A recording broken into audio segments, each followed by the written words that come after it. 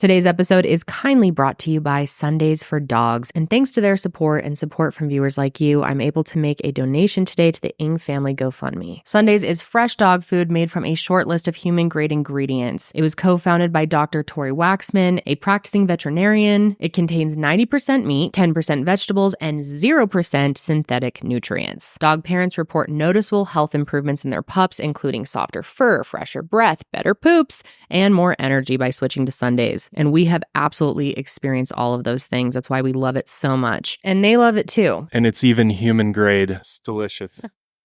Right here. It really just tastes like air dried jerky, basically. It's not bad. Here, Lucy, show them how much you love it. Taste? Here, Bernie. See, as you can see, everyone loves it, and we love it too. Unlike other dog foods, Sundays does not require refrigeration or preparation because of their air drying process. It's just pour and serve. Sundays makes it easy to feed your pup top quality food, even on the go. Every order ships right to your door, so you'll never have to worry about running out of dog food again. And you can get 50% off your first order of Sundays by going to sundaysfordogs.com/TCKR or using the code TCKR. I really can't say enough good things about it. I have recommended it to a lot of our family and friends, and they've all had a great experience as well. So check it out. I don't think you'll be disappointed, and your dog won't either.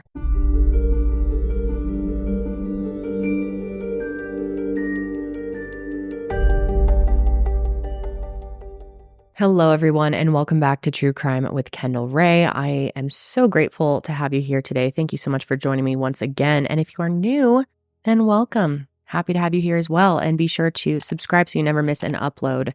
So I'm going to jump right in because we have a ton to go over. The case I am going to be covering today is a bit different than my typical coverage, but it is definitely one that deserves and needs attention desperately. I'm going to be talking about the disappearance and alleged drowning of Nancy Ng. This is a case that I first started following back in October of 2023, so very recently this happened actually. And I have been wanting to cover it, but wanted to wait until I could collaborate with this family. Today, you are going to be hearing directly from Nancy's family, and they are so impressive to me. I told them on the phone the other day when we chatted that to me, it's unimaginable to have to be in a situation where you are grieving the loss of your loved one, but at the same time, you have to be thrown into this world of fighting for justice, trying to seek answers, and going on TV, trying to do news coverage. It can be such a challenge. I don't know how people can find the strength to do it, honestly, and they have just been, so inspiring to me. Now, the reason I say that this case is different than a lot of the cases that I cover is because it is not 100% confirmed that there was foul play involved in this case. In fact, there may not have been, but that is the answer that everyone needs to know. It's possible, but it's not the only option here. And the Ng family is completely aware of that. They are not in denial about what has happened here, but they want answers. And if I were in their shoes, I'd hope I had the strength to fight for it the way that they have. But I would certainly want those answers as well. I think anyone would. A lot of very sketchy, very disturbing, very shady things have gone on in this case, and it is not one that can just be brushed under the rug and ignored. And it's because of all the shadiness that the Ng family has gone without answers as to what happened to Nancy for the last 5 months. I hear it from the families I work with time and time again. I hear it from viewers who have experienced this themselves or just can't imagine what it would be like to be in this situation. I know for a fact that not having answers as to what happened to your loved one is one of the worst things that someone can possibly go through in this life. How are you supposed to move forward without answers? How are you supposed to get closure without answers and truly grieve and mourn the loss the way that you should be able to? You just can't. But I don't think it has to be that way. And that's why I wanted to bring this case to my audience, because you guys have been phenomenal about being active true crime consumers, taking those extra steps, helping families in need. And I hope that this can boost coverage in the case, but also boost the chances that someone will actually do something. Right off the bat, I want to let you know that you can learn more about how to specifically help the Ng family with the information in my description box, although I will break it down more clearly towards the end of this episode. And with that, I'm eager to jump into things here. I'm fired up, and I want to tell you about Nancy and what an incredible woman she was. So Nancy Ng was born on June 28th, 1994 in Monterey Park, California, to her loving parents, Stephanie and Henry. She was the oldest of 4 siblings. She has one sister named Nikki and 2 brothers named Jonathan and Richard. Today, you guys will be hearing from Nikki and from Jonathan, and I really want to thank them for taking the time to help put this episode together, help clarify information, because there has been things misreported in the news. And it's really helpful to get that clarification from family members directly and to hear about the victim directly from the family. There's no other place that you could possibly get such in-depth information and knowledge into who they actually were as a person. And I know it's not easy, especially with this being so fresh, to come onto a large platform like this in front of thousands of people and share information about the worst thing that's ever happened to you. So I know that you guys will be kind to them in the comments, and thank you in advance. And just from what I've learned about Nancy, from research, but also spending time just talking to them, I can absolutely see why so many people in her own life have rallied behind getting the truth out, but why so many strangers online have also taken interest in her story and want to see them get those answers and justice if needed. Nancy was a light. She absolutely was. And from everything I've learned about her, I can say without a shadow of a doubt that this world is a darker place without her in it. She was someone that made the world a better place just by existing. She was someone who let her inner child show on the outside. She was not afraid to be exactly who she was, and her presence alone was enough to lift people up. And everything she did with kindness, empathy, and grace. And that even includes her job. I think when you hear what she did for a living, it will say everything that you need to know about her and the type of person she was. Nancy worked in the Alhambra Unified School District with special education students and had a passion for helping others. To me, doing that type of work takes such a special, kind-hearted soul.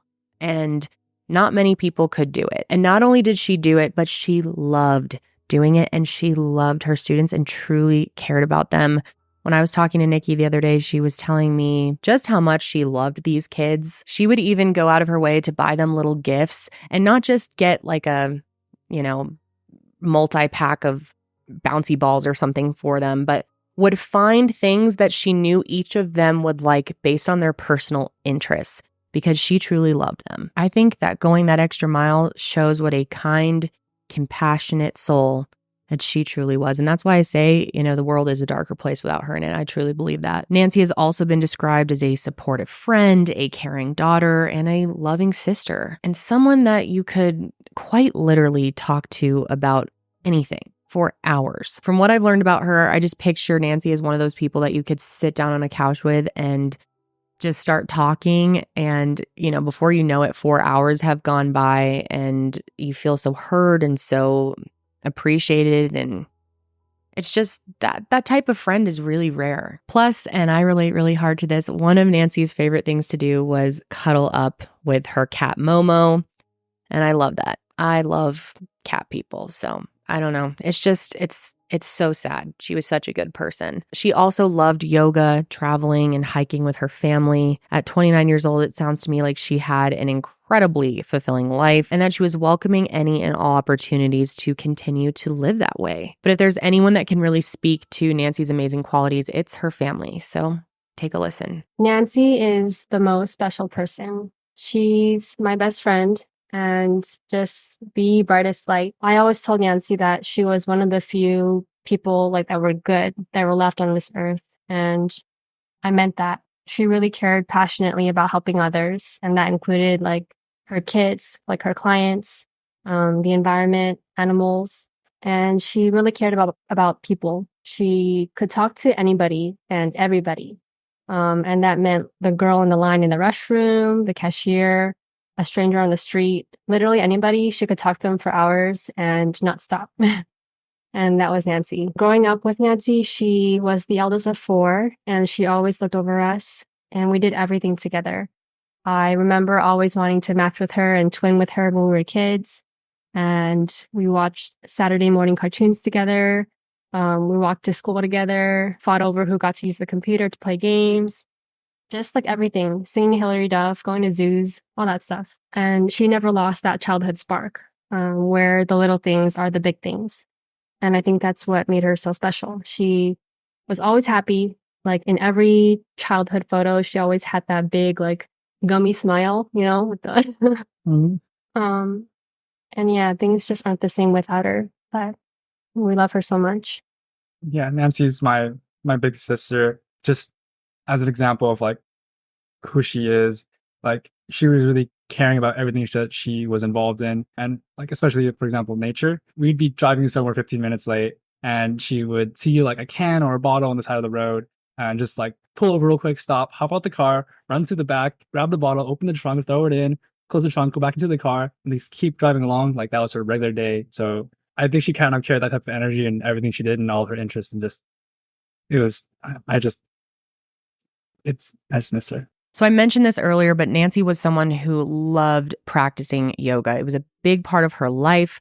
And I'm not a yoga person myself. However, every time that I have done yoga, I've never regretted it. It's always been great for me, and I wish I would make more time for it. I honestly should, because I know, first of all, how good it is for your body and for your mind.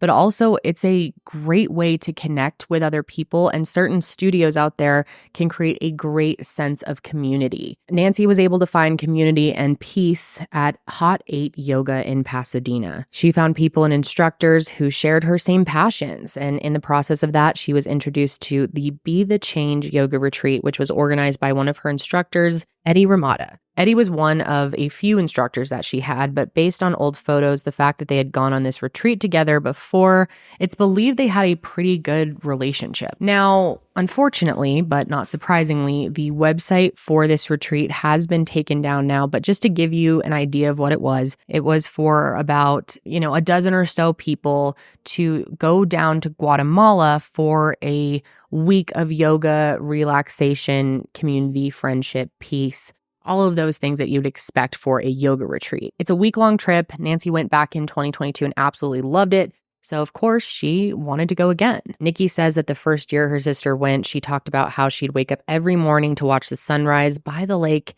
by herself, which sounds absolutely wonderful. And during their last dinner together before she left on the 2023 retreat, Nancy said that she was really looking forward to all the activities by and on the lake. And it's really sad to say, but that is pretty eerie to think about now because of what happened. It pains me to say this, but it was during one of these group activities at the lake that Nancy disappeared. On October 14th, 2023, Nancy left the US for Guatemala and texted her family group chat a quick little happy birthday to her brother, and that she would be putting her phone on airplane mode for the remainder of her trip. She told them that she would be safe and not to worry about her, but sadly, those were her last words to them. Because on October 19th, just 5 days later, Nancy's father would get the call that would shatter them and forever change their lives. Now, that day is said to have started like the rest of the days on this trip. The 10 retreat participants that were there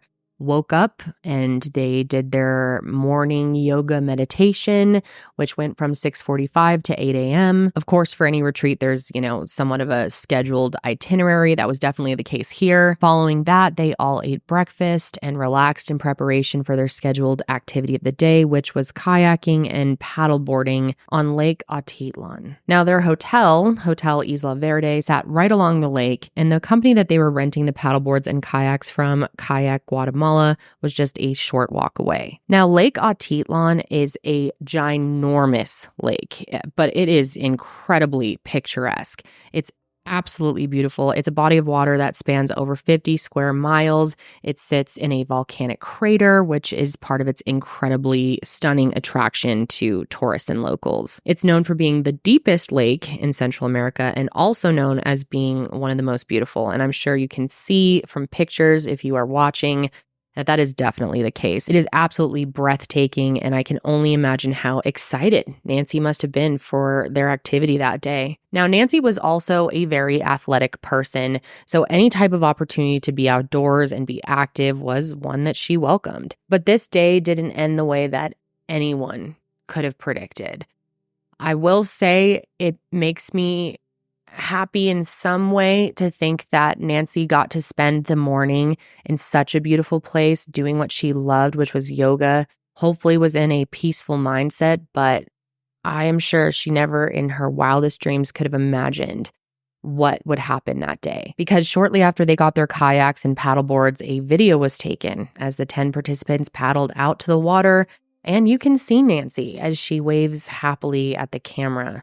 It's really eerie to see this video. However, it does, like I said, it makes me feel happy that she was happy in these moments leading up to this tragedy. So they all go out onto this beautiful lake. And then that afternoon, 8 out of 10 of the participants returned. They paddled back to the dock without an issue, and most of them sat in the jacuzzi looking over the lake, enjoying a final full day of their trip. Someone pointed out that 2 of the kayaks were still out on the water.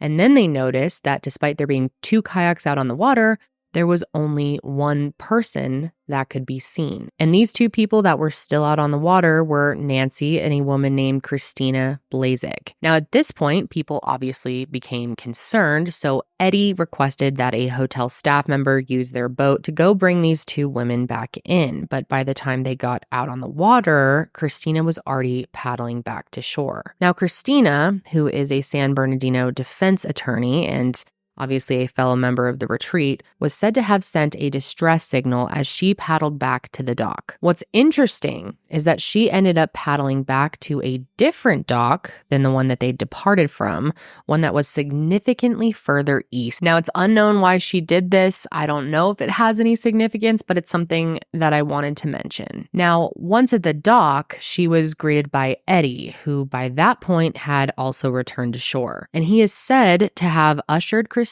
quietly and quickly back to the hotel. Meanwhile, staff members alerted the hotel owners that something had happened. And then the entire group followed, not saying a word. The kayak rental company that I mentioned before has also stated in that exact moment, nobody alerted them to the accident and that they even left without paying. And just think about that for a second and how strange that truly is. 10 people go out on the water, 9 people return. And no one from this retreat, no one from this group of people that went out there with her said anything or alerted anyone, caused a scene, shouted for help, nothing. And these were people that had been spending time with Nancy, some that really knew her personally. I know I'm not alone in thinking that that's incredibly suspicious and strange. I don't understand how nobody said anything. I mean, I can't even wrap my mind around that. And based on the prosecutor's report, the only person to go down and actually speak with the kayak rental company was the hotel manager. Make it make sense. So a conversation took place about needing extra boats to go and look for Nancy, but this was met with weirdness over who would pay for that to happen, which is just not only strange, but also just sad. How is that even a concern? Who is going to pay for this? Someone is out there. Their life is at risk. The fact that the money element of things was even on anyone's mind, it makes me so angry. The manager ended up leaving with Nancy's personal belongings, but that's it. Now, even if it's not maybe logical to think that they would find her by going out there, it's strange to me that logic wasn't completely tossed out the window in this scenario.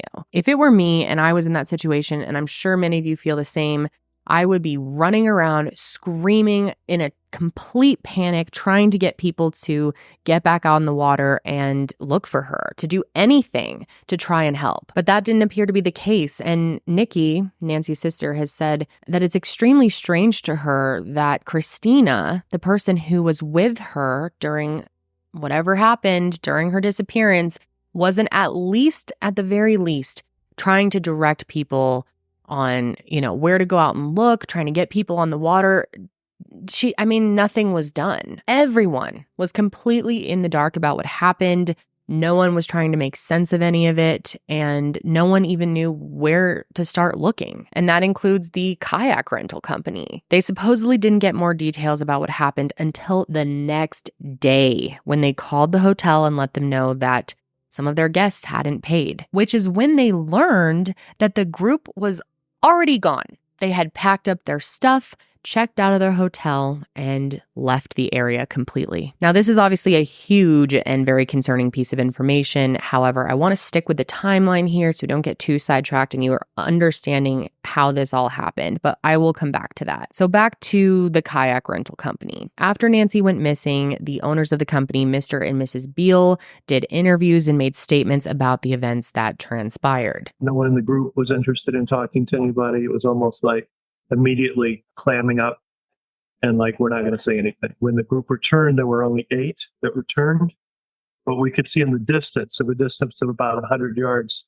2 single kayak. We watched them as they continued paddling until we lost sight of them. I witnessed the survivor being ushered up the steps with the yoga instructor. She was clearly distressed, and they didn't say a word to us. And I'm sure that might sound like super important information until you learn that Mr. Beal wasn't even in the country when Nancy went missing, and Mrs. Beal was not there either. She was at home. So why you would pretend that you witnessed this is absolutely beyond me. Personally, I think it's incredibly strange to claim to have witnessed something when you actually did not.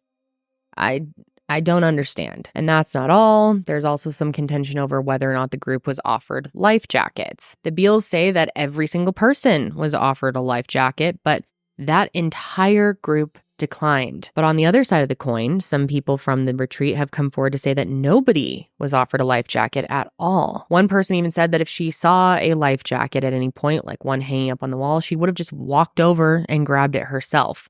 But they were not available to them, according to her. On top of that, she said that they weren't given any kind of safety instruction, no explanation of the dangers that the water posed. They weren't asked to sign any kind of emergency contact paperwork, and that they felt rushed into the water. And I'm sure you're thinking what I'm thinking.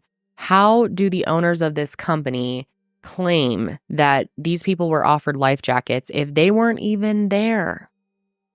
How do you know? Even if it is their protocol to offer life jackets to their customers, how can you say for sure that that actually happened? And I just want to mention as well that Nikki says that she knows her sister would have taken a life jacket if offered one. They had been kayaking together before, and Nancy was wearing a life jacket, took one, so this doesn't make sense to her at all. Nancy was someone who wouldn't decline the option to be safer, and if she were given that option, her family feels strongly that she absolutely would have taken it. And I'm inclined to believe the same. I mean, for someone who worked as a special education teacher's aide, I have a hard time believing that Nancy would approach anything recklessly, which is why it's very disheartening to hear from people who weren't even there that she declined to take a life jacket. And Mr. Beal even refused to share a photo of the paddle that Nancy had used that day, which was valuable information to people out on the water looking for her. And he said that information is a two-way street. So basically, he wouldn't provide that information because Eddie had yet to pay for the kayaks that they'd all been using, and Nikki did not feel comfortable sharing Eddie's contact information with Mr. Beal at the time. And I don't think I have to point out how wrong that is. We are talking about someone's life here, and we're still worried about the money. I understand they absolutely should have paid. That should not be the biggest concern here. You give the information that is needed to possibly save someone's life or to find them, right? I mean, am I crazy? His quickness to hinder the search and rescue only added to the Ings family's anguish and concern. I mean, it's heartbreaking to think that people wouldn't want to do everything they can to help. But let me move on because there is still so much to go over. I started to mention this a few minutes ago that when Christina returned to shore, Eddie ushered her back to the hotel without anyone saying a word. Well, shortly after this, Christina was seen crying and still very much in distress, which is to be expected. And I don't know for certain how much time they all spent there before going to the police station to file a report. But at some point, Later that evening, Christina and a few others did go to the police and filed a report. Their family was told by a participant that Christina was actually seen doing child's pose Reiki healing and feather brushing during that time. However, and this is a big however, when it comes to how this incident was reported, the information's a bit wishy-washy and confusing. Many news outlets say that Nancy's disappearance wasn't reported until 24 hours after she went missing. And that's both true and not true at the same time. So let me explain. It's my understanding that Christina, along with one retreat participant and the two owners of the hotel, did go to the police station to speak with the Guatemalan authorities shortly after what happened on the 19th. However, it wasn't until the following day, October 20th, that the prosecutor's office got word of what happened, and it's their office that has the ability to investigate this type of thing. Nikki believes that this is what the news articles mean when they say it took 24 hours for this to be reported, because we do know people went to the police station shortly after the incident on the 19th. And that day, it took 4 hours for their family to be notified by Eddie about what had happened. And what's really shocking is apparently he didn't have emergency contact info written down for Nancy, and he had to call the yoga studio back at home to try to get any information on who to call and how to reach them, which even that was unsuccessful. He ended up getting her father's contact information from a friend of Nancy's who actually had been on the 2022 yoga retreat. And when I say he called their family to let them know, I mean that in the most vague sense, because all he really said was Nancy went out on the lake and disappeared, and he's sorry for their loss. Nikki ended up having to call Eddie and try to get him to clarify what exactly happened to her sister, but he basically told them all the same things, which wasn't much. She disappeared on the lake and that he was sorry for their loss, and he also asked where he could send her belongings. I guess he sort of tried to give some reassurance. He said that Christina was at the police station filing a police report and that her family would be sent that report. But that was basically it. And it's strange to me that as the retreat organizer, as the leader of this group, he did not accompany her to the police station. Maybe that's just me. I think it's pretty strange. So on October 19th, 2023, my father received a phone call from Eddie Ramada, the yoga retreat organizer. And my father was having lunch with my mom and my other brother, so we weren't there. But I did get a phone call from my father shortly after, and he said, are you home?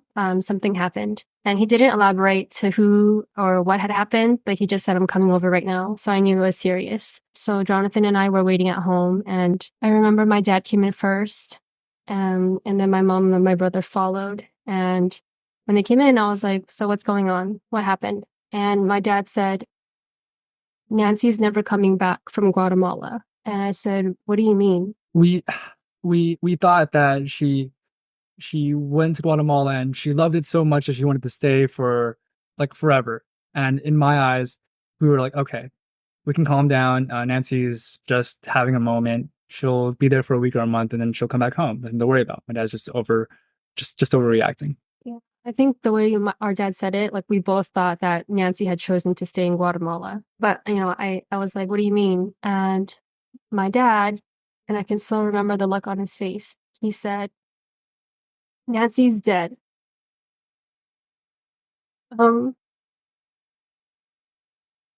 She died. And, our heart dropped. We were just in kind of disbelief. And, when I asked what had happened, he said, well, I got a call from this number. And my dad really didn't give us any details. I don't know if he just didn't remember or wasn't told these details, but I said, just give me the number and I'll call. So we called Eddie back and I asked him what had happened. And he said, he wasn't there, so he doesn't know, but Nancy was on the lake with another student and disappeared. And that other student was at the police station giving a report, and our family would get everything in the report. So it was really unclear what had actually happened. But Eddie was saying things like, I'm sorry for your loss. Where can I send her belongings? What's the best address for that?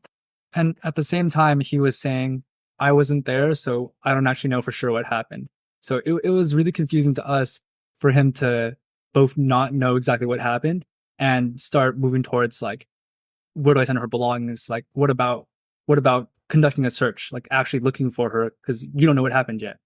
Right. There was a disconnect in the priority there. And even in our family, like there was a different understanding of what had happened. Some of us were crying. Others were like, wait, is this real? Others were like, how do we know she's really gone if he doesn't know what happened? But right from the start, the Ng family just jumped into action, trying to figure out how they get the process of search and rescue going. The Naval, which is the Guatemalan Navy, did send out a search and rescue boat right away on the 19th. However, this consisted of one boat of about 4 or 5 men, and their efforts stopped after 72 hours. Nikki actually called Eddie on the 20th, not knowing that he'd already left the area, asking if he would stay to help with the search because 4 to 5 men in one boat in such a big lake absolutely is not enough. Or at least, they asked him if maybe he could help recruit people to get on the water and start to look for her, which to me seems like a pretty reasonable request considering Eddie not only planned this retreat, but organized the kayaking activity. But it actually took him hours to even respond to her call because he said he was trying to get some sleep, which is hurtful in my opinion, especially because he told her earlier that he would treat this as if it was his own sister. And if this were my sister or someone that I had even spent a little bit of time with, I would not be able to sleep. Plus, Nikki claims that she found out later on that Eddie actually wasn't sleeping, that he saw her calling and he turned his phone around, turned it over, and just ignored her call. And I think that says a lot. Obviously, I don't know if that's true. That's just what Nikki had heard. But if that's the case, I don't even know what to say. But getting back to the search efforts, though, Nikki says that the Naval determined their search area by speaking to the owners of the hotel. The problem with that, though, is they weren't actually there to witness what happened, meaning it's unlikely they provided any real insight. And just to remind you, this lake is massive, dude. It's the equivalent to 24,000 football fields. I mean, can you even conceptualize that in your head? It's huge. So, it's quite literally like looking for a needle in a haystack, and their family knew that 5 guys out on one boat was not going to cover it. So, of course, they wanted to find a helicopter company that could perform an aerial search, look at the lake much more broadly to see if anything stood out. The reality is their family had no context of what the lake looked like or the surrounding area. They thought it might be possible that Nancy somehow made it ashore and was waiting to be found, which in that case, a helicopter would have been tremendously helpful. However, the Tourism Assistance Program and the U.S. Embassy told Nikki that there were no helicopters that did search and rescue. Luckily, though, they didn't take that at face value, and not giving up paid off. Within a day or two, they got in contact with Helicopteros de Guatemala, and through them, she was put in contact with Chris Sharp and Black Wolf Helicopters. Now, Chris Sharp is the chief aircrew man at Black Wolf and has over 28 years of helicopter flying experience and has performed over 6,000 rescue operations. This guy is truly a badass and ended up performing a total of 4 searches between October 21st and November 9th. However, windy conditions made it very difficult for them to fly on certain days, but that did not slow them down. Local woman disappears while on a yoga retreat in Guatemala. Her family now searching for answers. The missing woman from Monterey Park disappeared in Guatemala. Search and rescue teams now working tirelessly to find her and bring her home. Eyewitness News reporter Leanne Suter is live this evening in Alhambra, where we're hearing from that woman's heartbroken family. Leanne?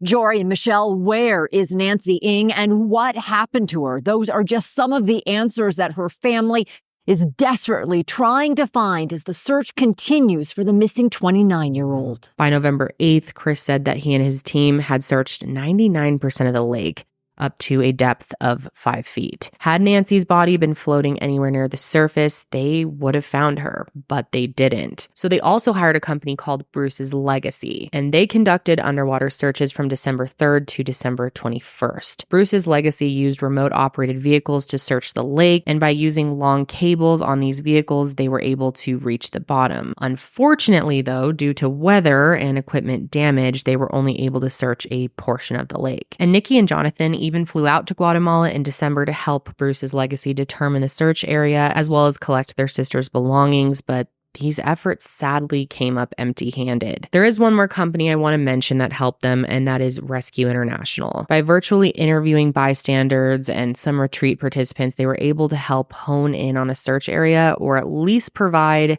a much more, educated guess. Because like I've already said several times, this is a huge lake.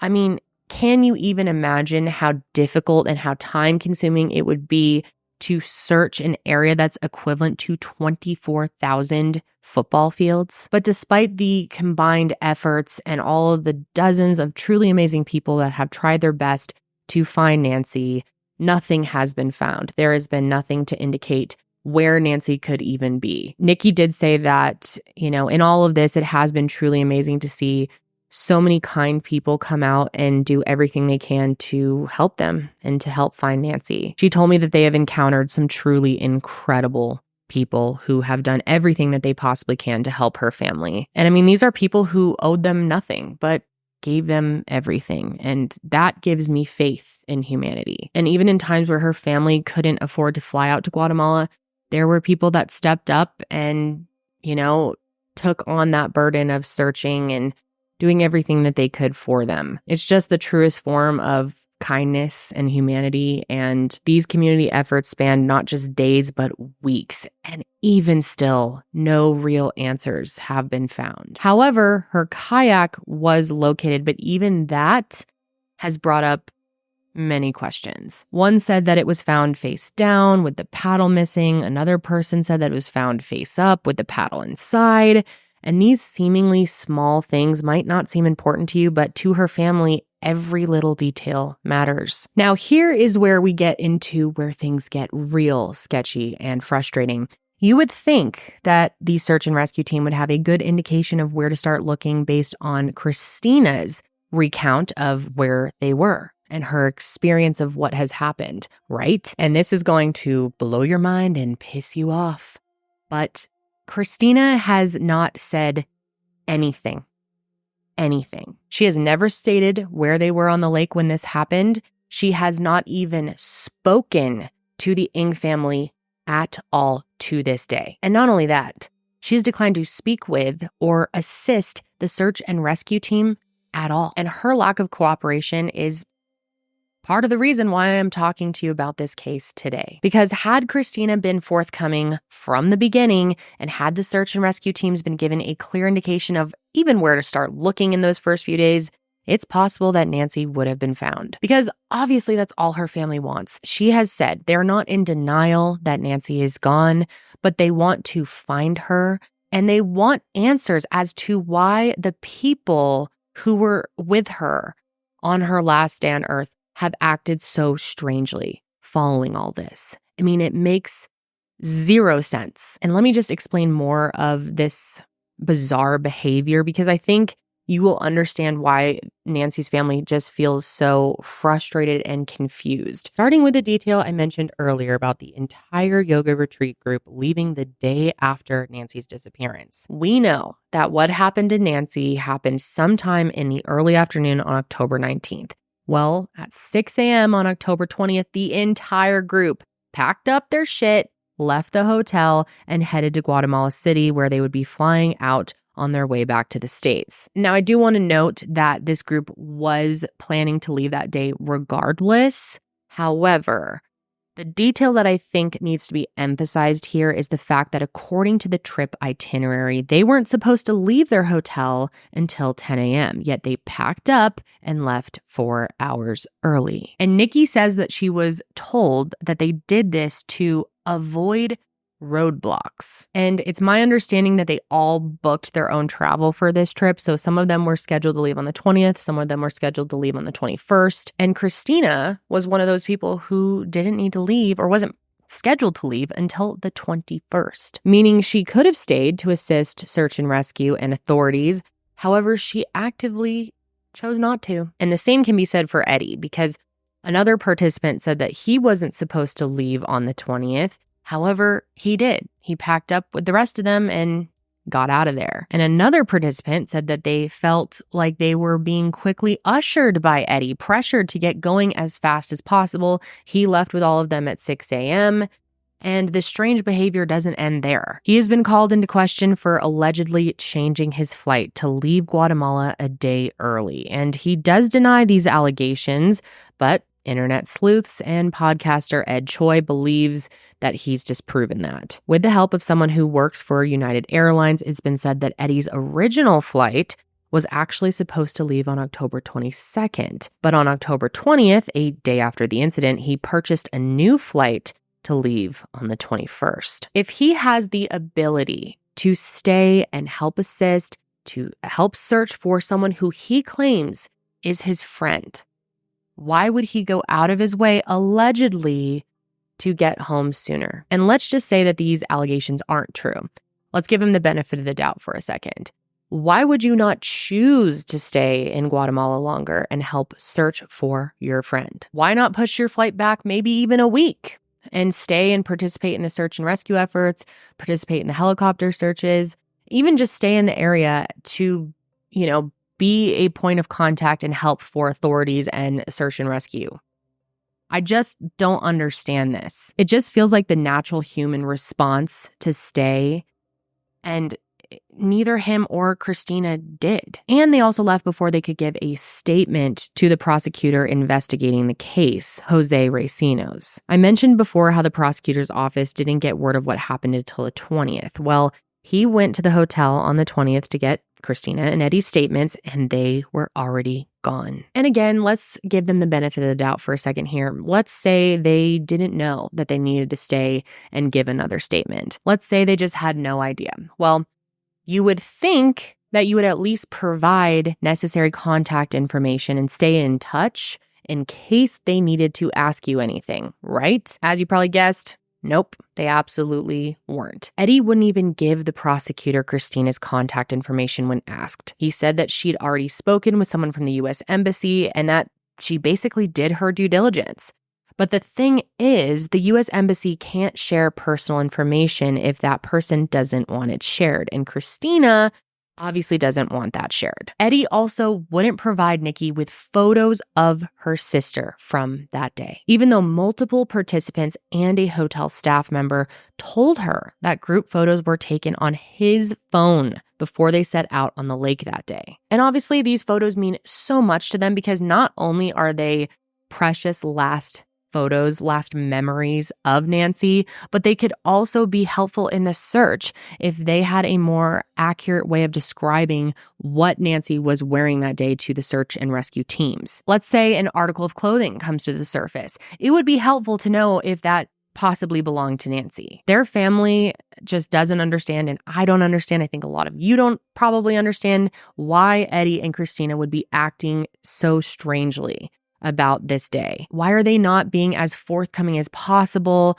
Why did they leave early if nothing criminal happened? And obviously that's just their opinion. That's just my opinion. All of this is alleged. It's really important for me to note that no one here obviously is guilty until proven so in a court of law. And her family became even more concerned and confused 5 days after Nancy's death when they received the police report. The Ng family waited to receive that police report for 5 days, thinking that when it finally came, they would get closure that they really needed. They even had to hire a power of attorney to obtain that report. But when they got it, that closure was not there because when they started looking through it, they found that Christina's statement was not included, which left them not only hurt and confused, but also incredibly shocked. The reality is Christina was the only witness to what happened to Nancy, and they were relying on her statement, her recount of what happened to give them that clarity and peace. They knew her statement wasn't going to bring Nancy back. Obviously, they knew that, but they thought that it would at least provide them with answers as to what happened or to at least understand it more. And they didn't get that because her statement was omitted from the report. Now, what I'm going to say next, I want you to pay attention to. However, please note that this is entirely alleged. However, that being said, it is something that is being investigated in the event that it is true. It has been alleged that the reason that Christina's statement is excluded from the report is because some sort of bribe has taken place. Again, this is not confirmed.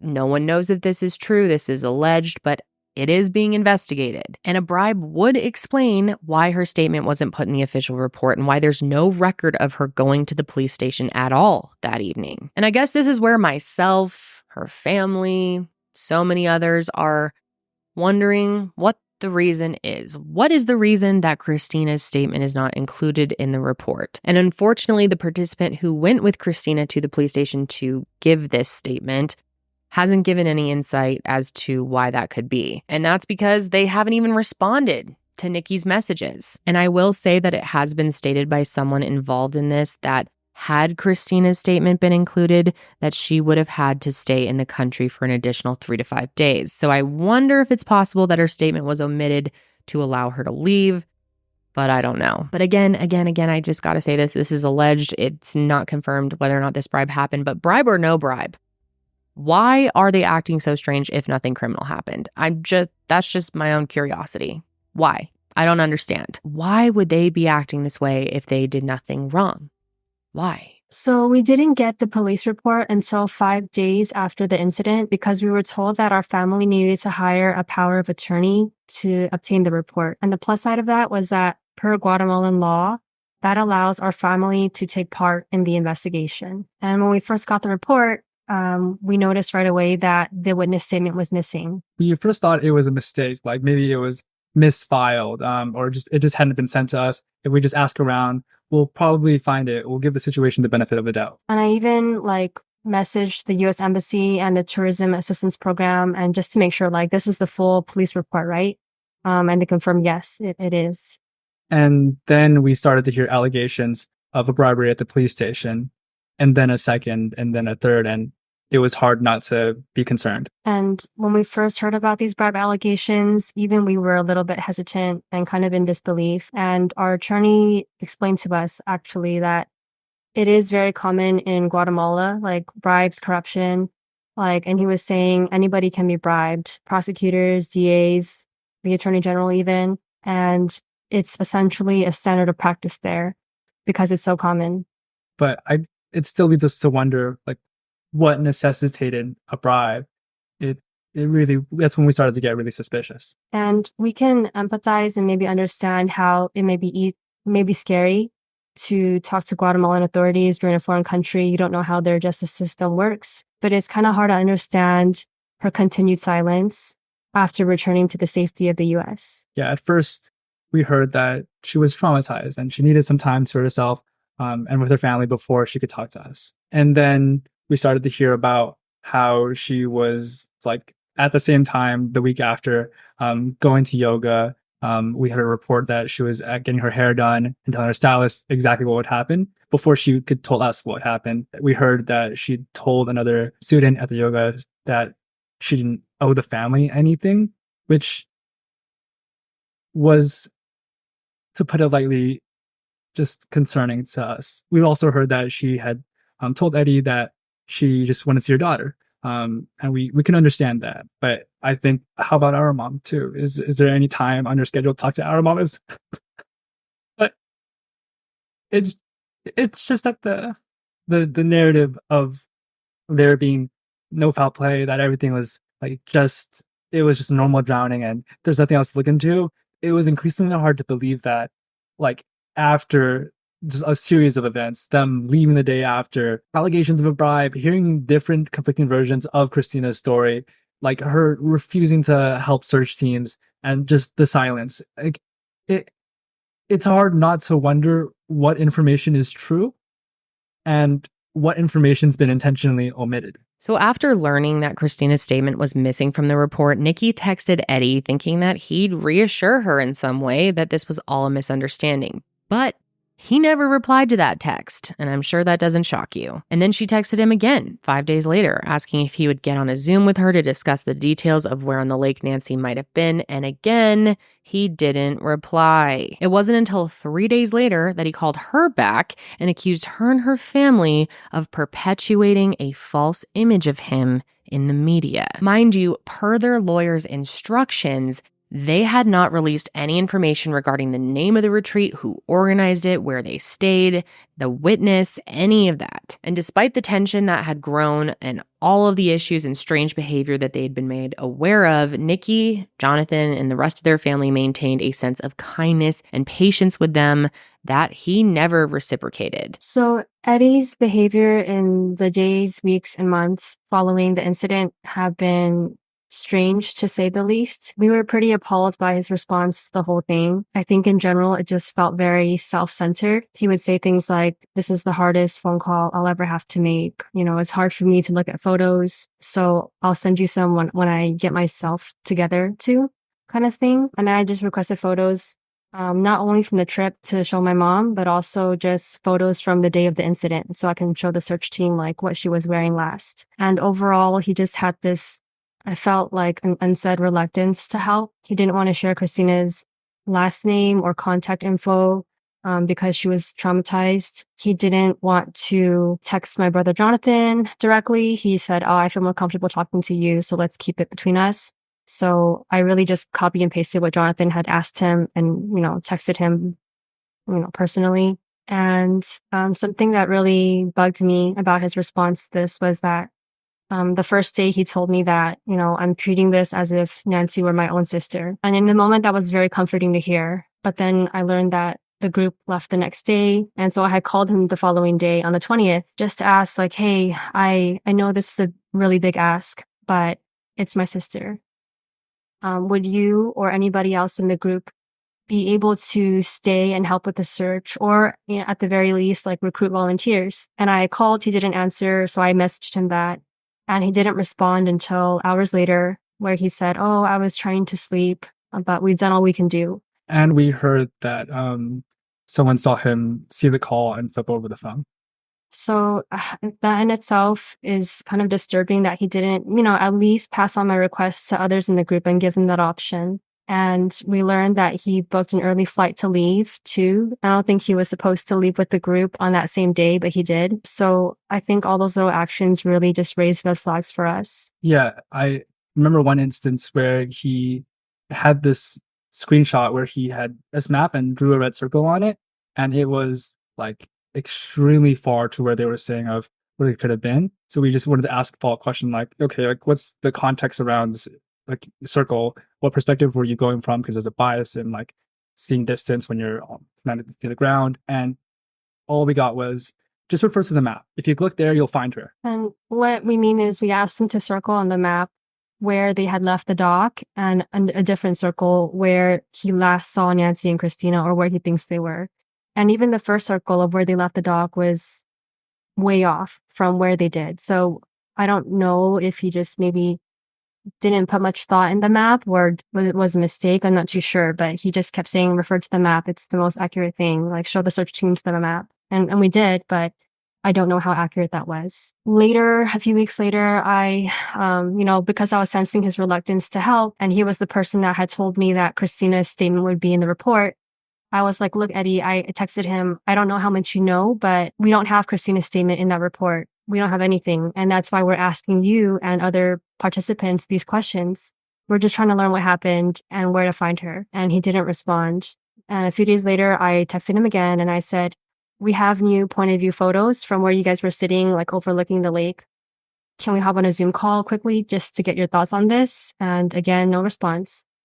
It wasn't until a few days later that he called me, and he basically blamed my family for perpetuating this false image of him to the media. And I just remember saying, "Look, at this time, we haven't shared anything," because our attorney said, "Don't share anything. We haven't shared the name of, the retreat, the hotel, your name, like nothing." And so I don't control the internet. And I told him, like, "You have your own platform. If you want to speak up, by all means, do so." But it was just, the audacity to call and blame my family for that. I didn't know how to feel about the fact that Eddie had ignored a week-long request to communicate with the family, breaking that silence only so he could ask the family to stop the media from portraying him as someone who wouldn't communicate with the family. And I think just little bizarre things like learning that he had returned to work and Somebody had asked him how the retreat went, and he said, great. I think just little things just kept raising red flags. But we haven't been in contact with him since. It's again why I say that their family is so impressive, because from day one, they have been nothing but kind and patient. They have approached this situation with respect and empathy, even when they had every reason not to. They've given everyone, especially Christina, the benefit of the doubt at nearly every point along the way. And here's a primary example of that. In the first 5 days after Nancy went missing, their family chose to not contact Christina because they had heard that she was really struggling after witnessing such a traumatic event. They felt like maybe she wasn't ready to talk about it. They wanted to give her that space and time, even though it would have been really helpful to talk to her right away. They gave her that grace to process. They showed empathy for how difficult it must have been for her. And that just says so much about them. And when that police report came in and it was missing her statement, at first they gave her the benefit of the doubt again, thinking that maybe it was misfiled or left out, like there was some type of mistake or reason why it wasn't there. They didn't jump to the worst because they figured that seeing someone drown would be very traumatic, and they wanted to trust that she had good intentions. That's partly why Nikki and Jonathan decided to wait until October 25th to first reach out to her. They sent her an email, and I'm going to read it to you. Hi, Christina. My name is Nikki Ng. My brother Jonathan is also CC'd here. We are Nancy's sister and brother. We received your information from some guests at the hotel Isla Verde. As you can imagine, the days since Nancy's disappearance have been incredibly painful and difficult. We understand that you were with her on the water and would like to extend our sympathy for the traumatic experience you must have endured. We have search and rescue teams currently deployed looking for Nancy. Unfortunately, their efforts have been challenged by weather conditions and incomplete information. We are reaching out in hopes that you might have that information that will greatly aid in our search. Will you please tell us what you saw during the incident? We understand how difficult it is to revisit such a traumatic event, but our family needs as much information as possible to find Nancy. Please don't hesitate to reach out.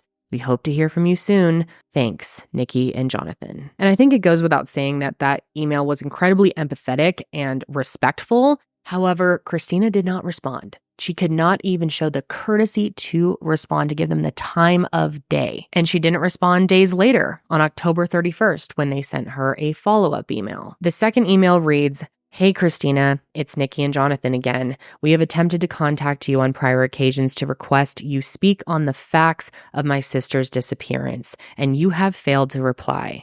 This raises suspicion not only with me, but also with my family and friends that you may be hiding something. While we can have compassion for what may have been a traumatic event, we cannot understand why you will not voluntarily speak with us. It's been nearly 2 weeks since our sister has gone missing, and we are desperate to get the answers that we need in order to find her. We encourage you to contact us so that we can get a full explanation of what you saw or heard leading up to the events of Nancy's disappearance. Please help us to understand what happened and bring Nancy home. If you fail to cooperate, we will pursue this matter further. And I think we can all agree that this email was also very respectful. It was firm, yes, but it wasn't rude, it wasn't threatening, and it still was empathetic. And I say threatening specifically because Christina's lawyer, Christopher Gardner, would soon speak out and say that the Ng family threatened his client. And that was the email he was referring to. I'm very confused here. Did we not read the same thing? I mean, I just read it to you word for word. Do any of you think that it was threatening? Obviously, he's referring to, we are going to pursue this matter further. That is not a threat. That is showing how serious they are. That is being firm in a very serious situation. And this is their missing sister. Of course they're going to pursue this matter further. Up until this point, they have been told that their loved one died and that they'd learn about what happened in the police report, only to find out that that information was omitted from the police report, and the one person who can easily just tell them what happened is refusing to talk to them. Christina has even said that she doesn't owe their family anything. It makes me so angry to even say that. You don't owe them anything? What? Nothing at all? You don't want to give them anything? It's mind-blowing to me that this is coming from someone who goes on 10-day yoga retreats. I mean, maybe that's just stereotyping, but it's like, I don't know. Maybe you guys disagree with me on that. I just think it lacks empathy in such a human way. I almost have no words. It's unbelievable. I don't get it. I cannot get it. I will never get it. And not only is she not helping their family, but she is also not helping the search and rescue teams. Like, what reason would you have not to help in any way? You saw this happen. Like, just show a shred of human decency. Now, Keith, who works for Bruce's legacy, emailed Christina and her attorney a list of questions that he wanted answered so that he and his team could be better guided in their search efforts. And they weren't hard questions either, and yet no response once again. Chris Sharp, who has led the helicopter searches, has actually stated that at this point in his mind, this is a criminal investigation because of how uncooperative the witness has been. In fact, Chris was the one who first named Christina publicly. In a press release from November 13th, 2023, Chris became the first person to publicly identify Christina as the witness. Up until that point, Nikki, Jonathan, and the rest of their family had chose to keep her name out of the media because they had been advised to, and they didn't want to scare her off. Literally, all they want to know is what happened to Nancy. They just want to understand what happened that day. I mean, is that too much to ask? Oh, and listen to this. When Christina finally did make a statement,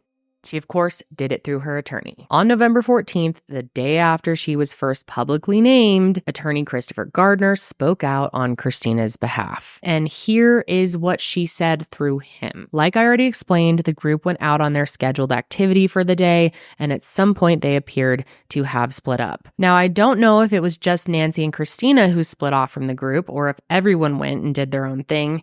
But regardless, we know that according to Christina's story, she and Nancy happened upon each other while out in deep waters. This is when, according to Christina, Nancy told her that she was gonna get in the water and go for a swim. And despite Christina telling Nancy not to because the water and current conditions were rough, she did it anyway. And then when Nancy hopped out of the kayak was pushed in the opposite direction and began floating away. This is when Christina says she attempted to retrieve it. She said she did retrieve it, and when she got a hold of it, she put one leg in her kayak, one leg in Nancy's kayak, and attempted to bring it back to Nancy. But then she says Nancy's kayak got away from her, so she turned around to attempt to retrieve it again, and when she looked back around, Nancy was gone. To my knowledge, there was no mention of how long she had turned away from Nancy, but she said that once she realized Nancy was gone, she paddled back to shore and sent out a distress signal. And I've already shared the order of events that transpired after this, but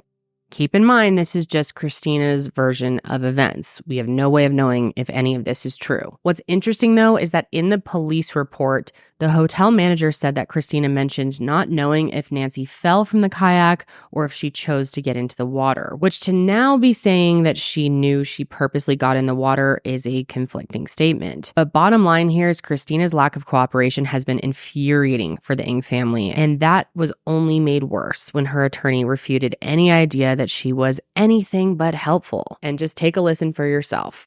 To say that my client hasn't done all she can is just not true. The attorney for Christina Blazek is sharing her account of what happened to Nancy Ng while out kayaking. She tried to tell her not to swim because it was rough out there and there was a good current. Blazek, a San Bernardino County public defender, was also on the lake.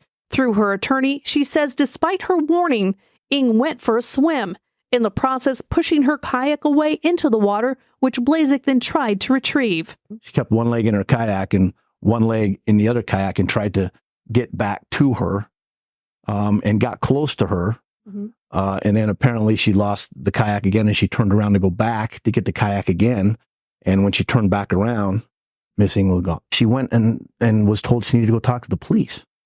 And she went and gave a full statement to Guatemalan police. He also said that his client spoke with the FBI after learning that Guatemalan authorities were looking to speak with her, and again, that she cooperated with them fully. Plus, he addressed the rumors about her leaving early and said that she tried to tell authorities where to look, but that she wasn't very familiar with the lake. He says that the Guatemalan authorities basically told her that it's okay, that people drown in this lake all the time. But the hotel owner who was with her at the police station said something much different. They said that the officer was reprimanding her for not sticking around to help, for going out into the water that far if she didn't know how to swim. And apparently the officer even threatened her with jail time. And honestly, this whole he said, she said is very emblematic of this entire case. Nikki says that she and her family have been told so many different accounts of what happened, so many conflicting statements from Christina that it's hard to figure out what's true and what's not. And then to hear Christina's attorney making her out to be the victim, I mean, it's so frustrating, it's unimaginable. He says that this whole experience has been traumatizing for her and that she doesn't have to speak with their family if she doesn't want to. Now, I have a million thoughts on this myself, and I'm sure all of you do as well, but I think it's most important to hear directly from the people that have been impacted by Christina's actions the most. So the first time we heard Christina's statement somewhat directly from her was through her attorney, Mr. Gardner, on the news. It was very strange watching the news about our sister and hearing it for the first time on the news. Like in this day and age, for the victim's family to firsthand get that information in an ongoing investigation through the news was kind of bizarre. And we were also a bit confused as to why she had an attorney to begin with. We thought maybe it was because she was scared of some sort of liability, but it was a bit off-putting, I think, that she had an attorney. It was about 4 weeks after Nancy had gone missing, and only a day after we released names, that Christina's lawyer shared, among other things, with the media, that Christina was drawn to where the water changes color. And our search teams told us that the location where the water changes color shifts with time, and that would have been crucial information if it had been given at the time of the incident. So I guess it only goes to show how many details that Christina holds that we need. Yeah, and it's not to say like the search teams are asking for specific coordinates or anything like that. It's more very like innocent questions that only she can answer. For example, they were asking like, you said Nancy's kayak was drifting. Which direction was it drifting? Were there any landmarks that you remember? About how long do you think it took you to paddle back to shore? Yeah, how long after Nancy had gone missing did you stay in the kayak before paddling to shore? That's all critical. So I think, her lack of cooperation with the search teams has been one of the biggest red flags. And we got to speak with the search teams in Guatemala, and they did share with us how important it was for the witness to participate in the search, just because they've had stories where the only witness was able to pinpoint the exact location of their loved one or where they went missing. And we're not asking for that by any means, but I think even just some input from the only witness to Nancy's disappearance could go a long way. Yeah, it's really hard to say that information isn't important. I will say, it has hindered the search, but I think also the investigation, because without a body, it's really difficult to determine for certain whether or not there was foul play. I think hearing information not directly through the media, through like select statements, that doesn't give us the opportunity to have a dialogue and ask questions. So we've been essentially trying to make a feast just using scraps of information. And that continues to hurt both search and investigation efforts. Now, at the start of this episode, I said very clearly that it is not 100% confirmed that foul play is involved in this case. And if you couldn't already tell from what Nikki and Jonathan have said, their family feels very torn. On one hand, they've gone through the last 5 months wanting to believe this was just a terrible accident, but on the other hand, the actions of certain people have caused them to question what really happened. And I completely understand where they're coming from. I mean, here we are 5 months later. They've had to fight tooth and nail to get any answers.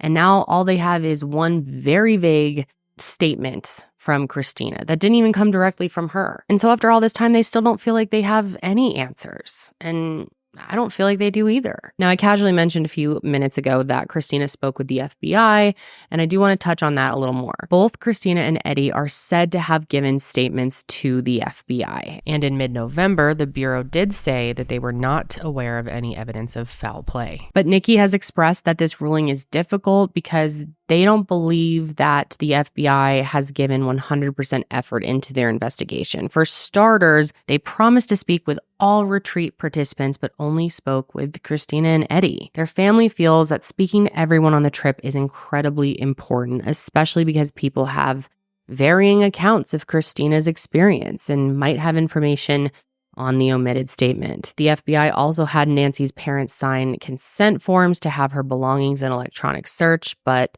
That never happened. Everyone in their family has felt let down by how this investigation was handled, but they also haven't given up hope that they can still help them. The reality is, Guatemala has once been deemed a good place to commit murder. And the Ng family isn't saying for certain that that's what happened to Nancy, but seeing how grossly mishandled this case has been, it allows their minds to wander. And without Nancy's body, they worry they won't ever feel confident about what actually happened to her. And the original prosecutor, Jose Recinos, entirely stopped communicating with their family, and they were left in the dark for weeks. And all the promises that he made to them went in the dark with him. It wasn't until recently that they learned that the case was passed on to another prosecutor who is saying there's nothing they can do because there is no evidence of a crime. At this point, Nikki, Jonathan, and the rest of their family just have to hold out hope that the search and rescue teams will be able to recover Nancy's body. Even in the event that this was truly an accident, they desperately want to find her and be able to lay this to rest and begin taking steps towards healing. And this is absolutely heartbreaking, but in the first 4 weeks of all of this, Nancy's father held out hope that he would get a call from someone asking for ransom. He believed that his daughter might possibly still be alive. And as a parent, I can totally understand, holding on to any type of hope. He felt like there was a chance they could bring her home one day. Ugh, it's just so sad. And I'm going to say it again, but I'm just so impressed with this family. They have been so patient, kind, and understanding through all of this when they had every reason not to be. And that's why I want to help them today, and I hope that you all want to help them too. A GoFundMe was started to help raise funds for the Ng family as they continue their search and rescue efforts because, as you can imagine, it is not cheap, especially because this is in Guatemala. You have to consider all of the travel that they have to do. And I mean, these things are just expensive. Searches like this, especially in bodies of water, can rack up in price very quickly. This family has had to pay for all of this out of their own pockets. And it's just not sustainable for them to keep doing this alone. And so, of course, I'm going to be making a donation on behalf of this channel. And I really hope that any of you out there who are able to and feel so inclined, make a donation as well, for any amount, big or small. That is going to be put to good use, I promise you. They are currently planning their next search with Rescue International, and the more support they get, the better. Overall, the funds collected from the GoFundMe are going towards helicopter and rescue team efforts, equipment for volunteer divers, boat rescue teams, as well as the potential use of a submarine and sonar equipment. And one piece of equipment that they're looking to rent is an AUV, or an autonomous underwater vehicle. Now, this is an extremely expensive piece of equipment that would allow them to search the depths of the lake without sending a crew of humans into possibly dangerous situations. Not only that, this money is also going towards, like I said, their travel to and from Guatemala and to those family members who have had to take time off of work to be part of the search. So that will be linked below in the description box. Please check it out. Please share it. That would be great as well if you're not able to donate yourself. And you can also help them by reaching out to Tobin Bradley, the U.S. ambassador to Guatemala. The reality is Guatemalan authorities haven't asked U.S. authorities for assistance.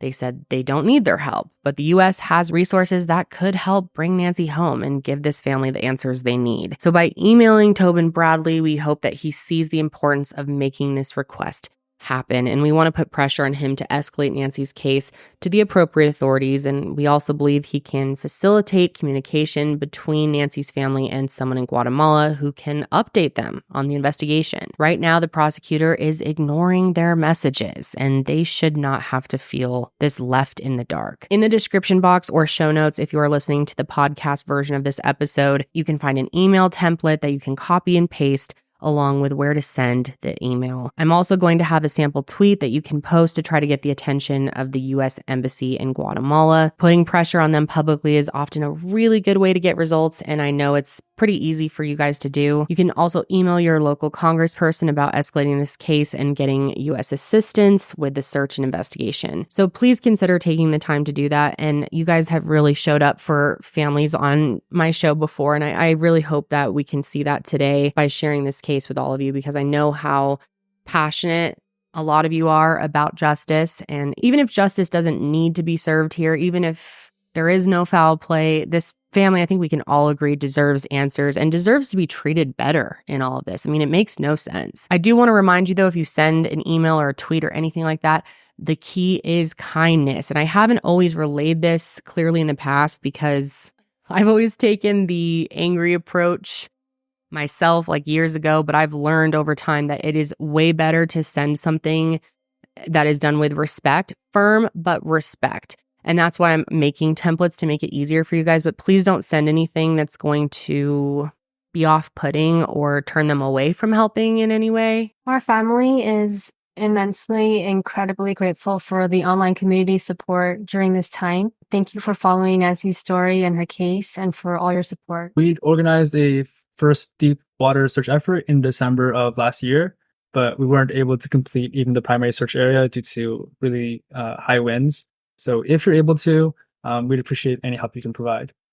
To conduct a second deep water search mission and finish the primary search area where Nancy was last believed to be seen, we need to hire search professionals, purchase more equipment, and pay for their expenses. So this, first of all, might be a shot in the dark, but if you happen to know anybody who works with autonomous underwater vehicles, AUVs, remotely operated vehicles, ROVs, Doppler velocity loggers, DVLs, or ultra short baselines, USBLs, please reach out to helpusfindnancy@gmail.com. And another way you can help is to help us pressure our own government to get involved. The problem we're running into is that the original prosecutor that we spoke to, Prosecutor Racinos, had a plan to interview and obtain declarations from relevant individuals, and we haven't heard back from him. It's been radio silence. We learned recently that Nancy's case has been passed on to a new prosecutor that we haven't been able to get in touch with either. So it's really difficult for us not to know what's going on with the investigation there and to know that the U.S. does have